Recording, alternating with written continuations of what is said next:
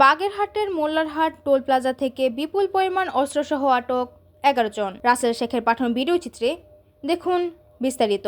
বাগেরহাটের মোল্লারহাটে 4টি বিদেশি পিস্তল ও গুলিসহ 11 জনকে আটক করেছে জেলা গোয়েন্দা পুলিশ। বৃহস্পতিবার 26 জুন সন্ধ্যায় উপজেলার ঢাকা খুলনা মহাসড়কের মোল্লারহাট টোলা প্লাজার সামনে থেকে একটা মাইক্রোবাস তল্লাশি করে তাদের আটক করা হয়। আটক মাইক্রোবাসটি ঢাকা মেট্রো চ 156770 ঝিনাইদহ জেলার মহেশপুর উপজেলা থেকে খুলনার দিকে যাচ্ছিল। গাড়িটি তল্লাশি করে 4টি 7.62 মিলিমিটার চায়না পিস্তল, 4টি ম্যাগাজিন ও 9 রাউন্ড গুলি পাওয়া যায়। আটককৃতরা হলেন কাউসার আলী, বয়স 43, মোহাম্মদ মেহেদি হাসান, বয়স 23, আতাউর রহমান, বয়স 30, মোহাম্মদ খুকন বিশ্বাস, বয়স 45, খুকন মিয়া, বয়স 35, আবুল হোসেন, বয়স 43, মোহাম্মদ ইমদাদুল হক, বয়স 31, জনি মিয়া, বয়স 27, সেলিম শাহ, বয়স 34, মাসুম পারভেজ, বয়স 22 ও প্রসেনজিৎ চন্দ্র দাস, বয়স 35। আটককৃতদের বাড়ি